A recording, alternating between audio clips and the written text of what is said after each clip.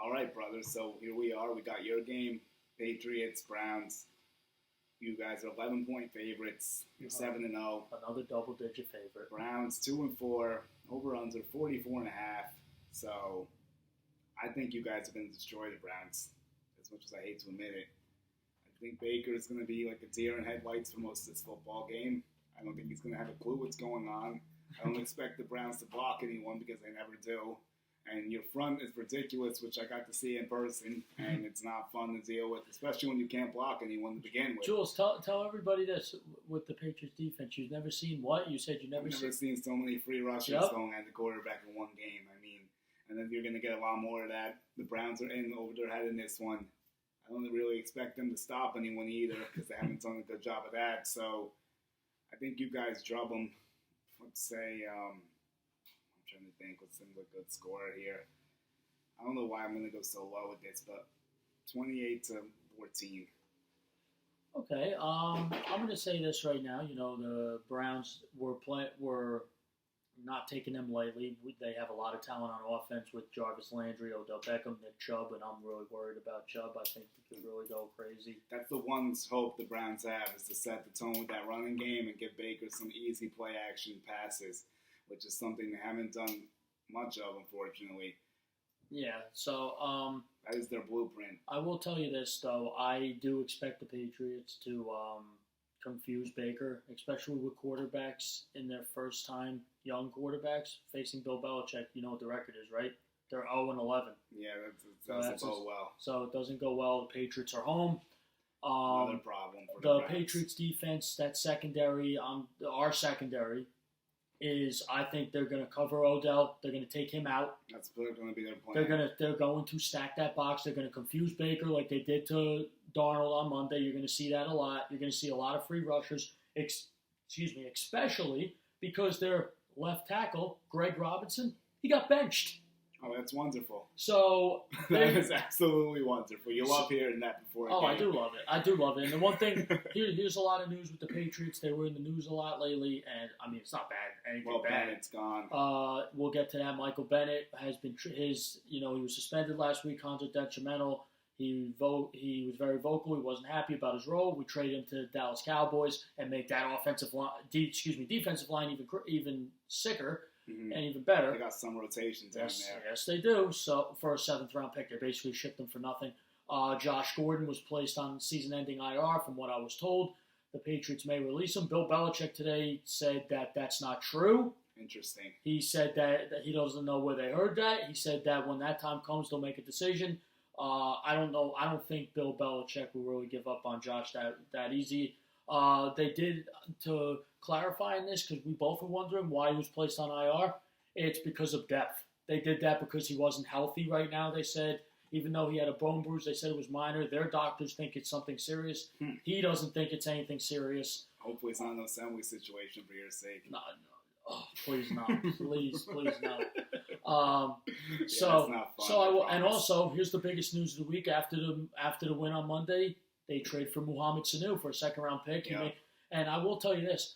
Tom Brady already loves Sanu. Tom Brady apparently, you ready for this? I don't know if you heard this. He offered his number 12 to Sanu. I heard that was a joke. And he said this. He's like, nah, I'm good. I'll take number 14. But the one thing I see with Sanu, and I like this day in his interview, he was happy. He said, Brady says he brings the juice, and he said, I bring the squeeze. So they're all happy. Apparently in practice, I saw something today, him and Brady were lighting it up, especially in the red zone. Sanu is a tall guy. He's in the slot lot, a big slot guy, Jules. You know, from you followed the Falcons a lot. You could tell me this. He was big in the red zone. I know that. So. Yeah, he was a big body down there. He really helped them. He made a lot of critical plays on 3rd down. He was a good chain mover, which you guys will love, obviously. He can throw the ball, which we talked about for fun. Also, another thing with this was that he went to bed 1-6 and woke up 7-0. That's what I said. I tweeted that. I said when you wake up, about a good time. When you wake up, when you go to bed 1-6, you wake up to 7-0. What a time to be alive! What a change of fortunes. Yep. So with I could get something like that. So with this game, I'm going to tell you this. I will say this: the Patriots defense will let up a touchdown this game. I think. I hope so. I think Nick Chubb is going to get a touchdown. I don't think they'll have a passing touchdown. I think the Patriots secondary is just too good. Oh, also another thing, Jarvis Landry ran his mouth saying he guarantees a win. So stupid. You don't do that against New England. Jarvis, And please you ready quiet. for this, Jules? I don't know if you heard this. Bill Belichick heard about that, and he showed it to the team. So the boogeymen are ready for him. You know. Oh my God, Jarvis is gonna get cracked over the middle. On the first play, he's just gonna get popped. The one thing I will say this, and Jules, you could agree with me on this. Going back to his days with Miami, he's a Patriot killer.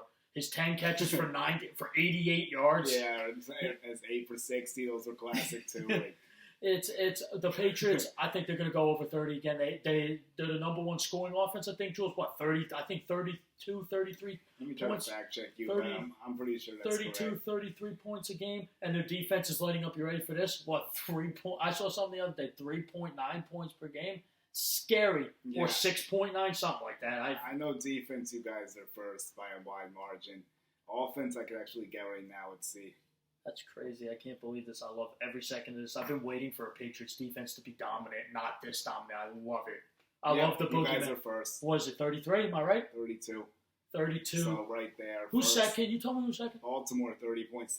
And we play them next week. Oh, We're that's on going to a be a bye great this game. week. Yep. And the Cowboys are also on the bye. We didn't address the byes, but only 2 byes, but critical for fantasy owners because those teams generate a lot of fantasy guys. So it's really been some shuffling because of that, unfortunately. So I will give my score prediction. I'm going to ahead. go with 33 again. 33 to 13. Wow. All right. Well, I can see that happening. Unfortunately, you guys will be 8-0, halfway to the perfection, which makes me sick. But I expect one of the McCourties to get an interception. of course you do, because what else is new? That's why he's done. Anyway, a much more interesting game, I think, and I'm sure you'll agree with me. Panthers and 49ers. Oh, absolutely. Panthers 4-2. 49ers still flying high at 6-0. The quarterback that used to be with you. Jimmy G. 5.5 point favorites. Over under 42 points. The storyline here continues to be the 49ers defense. Garoppolo just 7 touchdowns, 6 picks, 2 fumbles lost. So he has not been the reason why this team's really winning, but he's doing just enough. McCaffrey has been absolutely outstanding this year, close to 1,000 yards from scrimmage already, has 9 touchdowns. He's really been on his game this year, and he's going to be the only way the Panthers have a shot winning this game. Yeah, agreed. And with the Panthers, I don't think they're going to get it done, though. I think the 49ers are on another level right now. I think it's going to be a close game. I could see it coming down to a game-winning kick. I see a 27-24 49ers. I think Garoppolo making up plays. Also, I think Emmanuel Sanders and George Kittle are going to cook the Panthers on defense. I think they're both going to have big days. I can see Sanders really flourishing with this 49ers offense. I think he's been looking for a shot in the arm, some new life. I think Denver was getting a little bit old for him. And I think he's going to have a lot of openings and opportunities that he didn't have in Denver. And I think he's going to take advantage of it. And about today there was a report from Kyle Shanahan. He said that Emmanuel Sanders will play this week, and I quote, a lot. I like that. A lot. A lot. Yeah, he hopefully gets a lot of touchdowns and catches. Yeah, so I expect him to fit right in with them. Anywhere Emmanuel Sanders goes, he fits right in. From his time in Pittsburgh to Denver and now in San Francisco. He makes them a so much better team. It's a great trade. I expect George Kittle, I agree with you, he's going to get back to form. He's really been undervalued. He hasn't really had big production that much. It's going to go up. This defense of the 49ers is crazy. I think their defensive coordinator, the ball-headed guy, he scares the shit out of me. He's crazy. Before the game Sunday, he was literally in like a tank top and shorts running stairs in the stadium. Wow. He's crazy. He re-amplifies that defense. This offense is finally ridiculous. That running game, I think, is going to be way too much for the Burita, Coleman, Wilson, you name it, whoever it is. I do think this. They're going to have the 49ers defense does have their hands full with McCaffrey. They said this. They're going to have to play a great game, but the front 7 of the 49ers is so underrated. So I expect them to do exactly what the Buccaneers did the first time: stack the box against them and make Kyle Allen beat them, which is going to be tough. I'm going to go with this game. I'm going to go 27-24. Oh, wow. Same thing as me. Yeah, I'm going to go with the same score as you. And Robbie Gould gets a game-winning field goal. Yeah, another big thing that we need to talk is Carolina and Cam Newton. As his injury time seems to be coming a little bit closer to ending, potentially. What have you heard about Cam coming back, and what do you think that will he be inserted back in the starting lineup? You think? Sure. So the one thing with the Liz Frank injury, it's a tough injury. It's a very tough injury.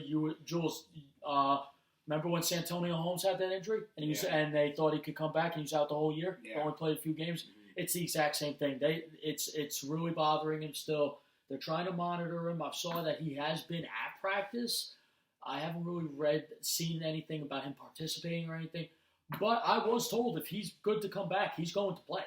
Even though Kyle Allen's been balling him. But also, they actually said he'll get his starting job back. Yep, That's they said it. Also, another thing is with the trade deadline looming, I know that I keep talking about this. We're going to have to do something about this. We're going to have to do a show about this. We'll talk about this on Tuesday, yeah. So with this, I will tell you right now is a lot of teams. You ready for this? Like 15 teams have called the Panthers seeing if he's available. Whoa. 15. Wow, I mean, a lot of teams need quarterbacks. And I can tell you this right now, is that they were told a hard no, and rightfully so. But the thing is, if they're given the right price, maybe they are happy with Kyle Allen. He's really doing well. And here's another thing. He still hasn't turned the ball over. He has no interceptions. That's another thing. I expect that to change this game, by the way. Yeah, I'm going to say. And guess who's going to get it? It's going to be a Sherman. He does have 4 fumbles lost, so that's something to look for. Well, yeah, I mean, fumbles, yeah, but he hasn't turned the ball over throwing it. No, yeah, I get it.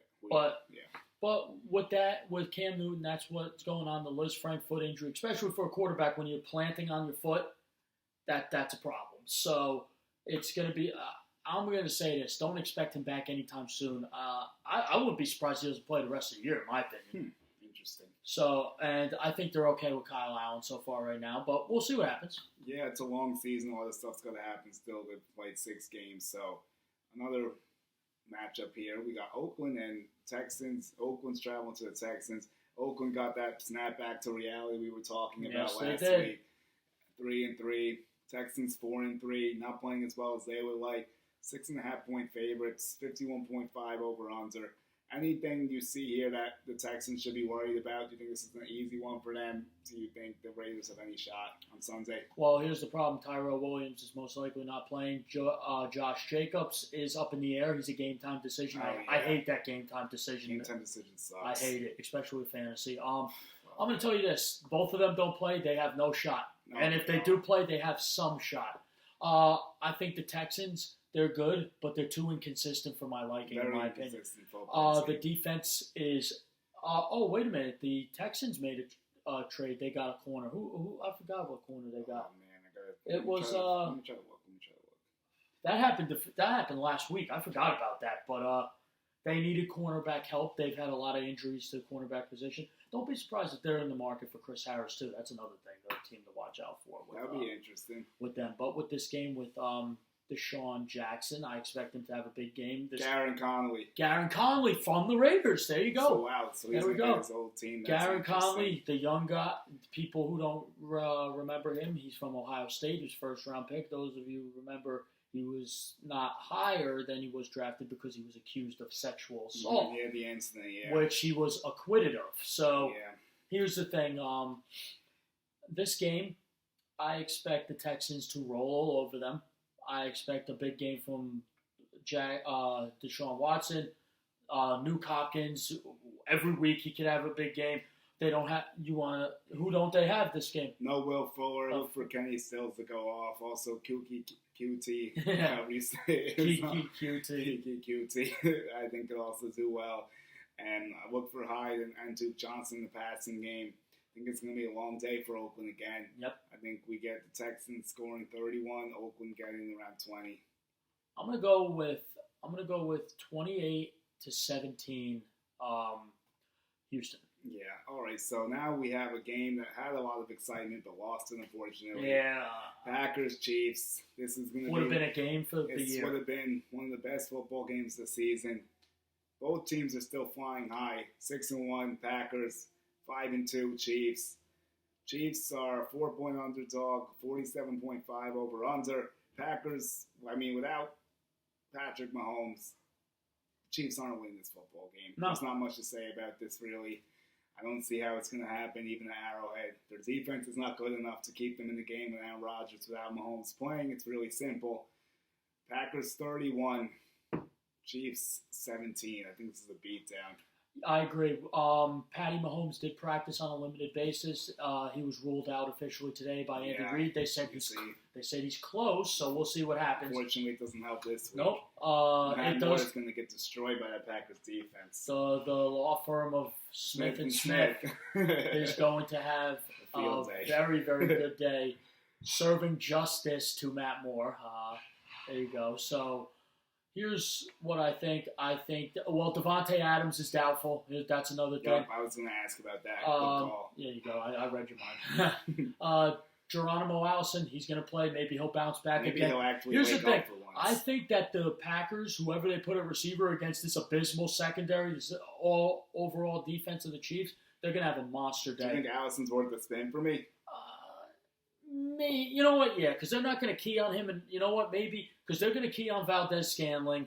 I expect this game to have I expect Aaron Jones to go off again.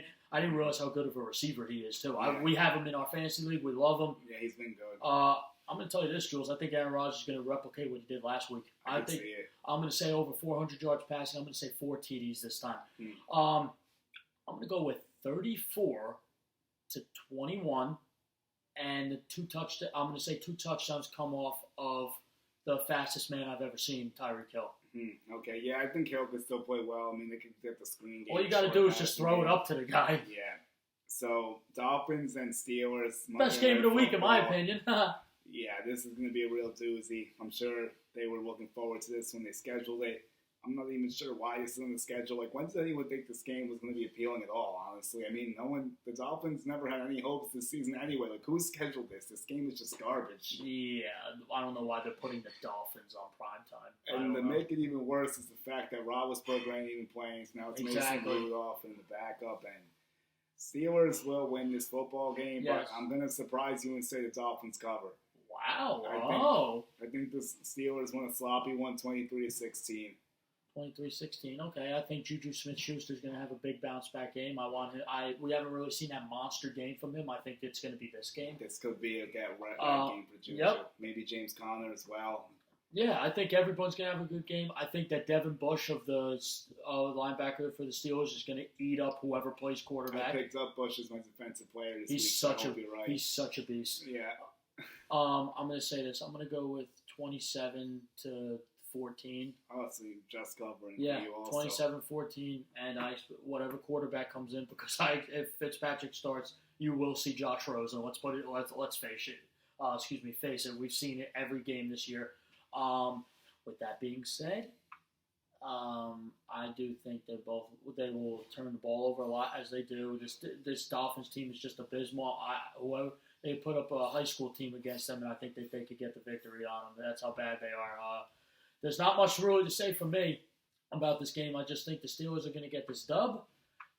They're going to get a win. I expect the defense to play exceptionally well. I expect Mason Rudolph coming off a concussion to play well.